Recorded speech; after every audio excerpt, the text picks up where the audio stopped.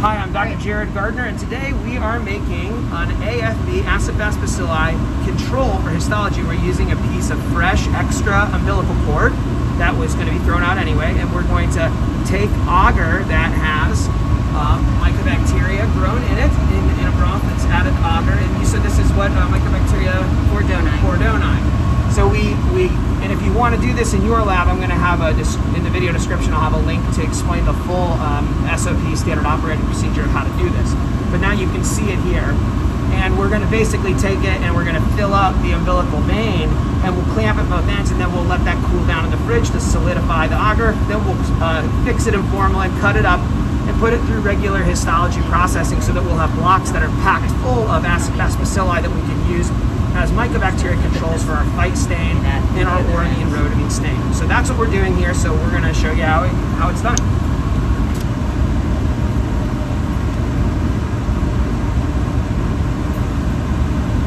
So we put the blunt tip needle into the umbilical vein, hold it partially closed, and start to inject slowly that agar that has. I'm stuck. Yeah, we might not be able to use Sometimes you try to do the best you can to get a cord that doesn't have much tortuous vessel or clotting in the cord. If the cord's been sitting for a while after the birth, you know, the cord can sometimes get some clotting of the blood in. So, there we go. So we inject until it comes out the end. Clamp it. And then we clamp. And then continue to inject until it starts coming out the end where the needle is. And then we'll know it's filled as best as we can.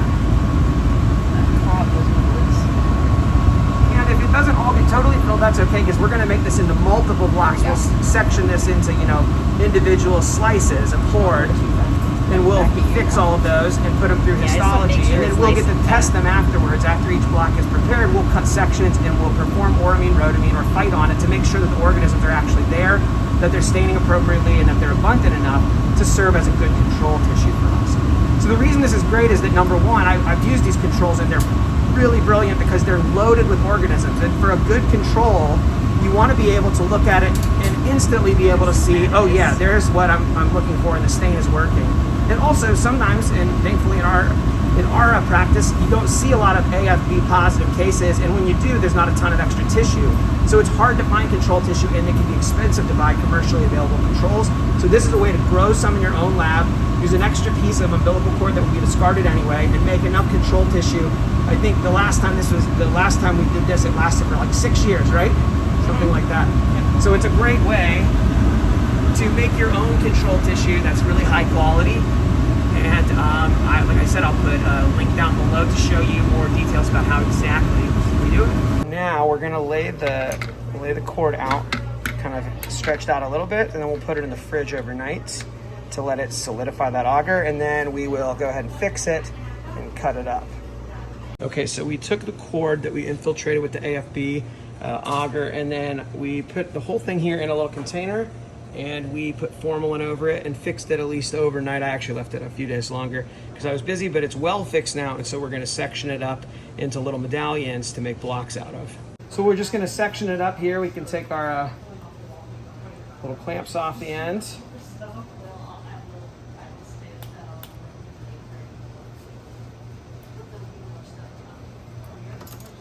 And I'll trim those little those ends off, and we can see the agar here is nicely solidified inside the vein. So now we're just going to carefully section it up. Oh, without doing that, hopefully. It kind of came out. So let's see if we can avoid that.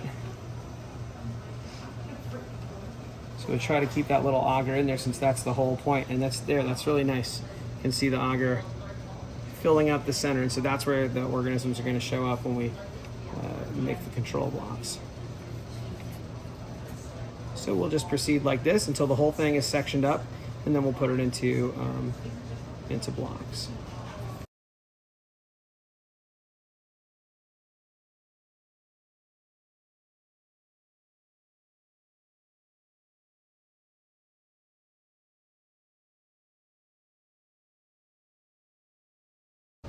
All right, and then we'll just put them all into cassettes. All right, so this is the final product. We trimmed it out. There were a few bits that weren't good. One thing is that sometimes the agar wants to pop out of there, so you got to be a little careful. And if you got one of these little, whatever they call them, what are these, spatula, tongs, something, and you can kind of trim between. But we got a lot of blocks out of that one cord, and then we're gonna send them through for regular histology, and we'll label them AFB control, and then I'll come back and show you what it looks like after the blocks are done. So here's the finished product. The blocks got processed on the routine processor and then embedded in wax, and you can see the cross section of the umbilical cord there with blood in the vessels, and then the agar part is, you can't really tell, but it's the white circle towards the bottom. All the rest of this block is made of wax. I've got a little video about how slides are, I mean, how tissue is made into a block and then made into a slide.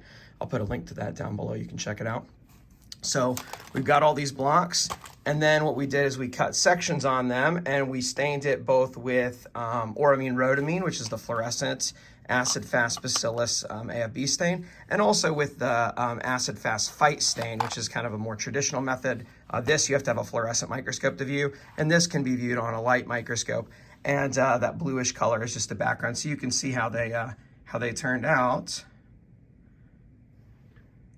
And so what we're doing here basically is we just are testing out each of the blocks to make sure that they actually worked.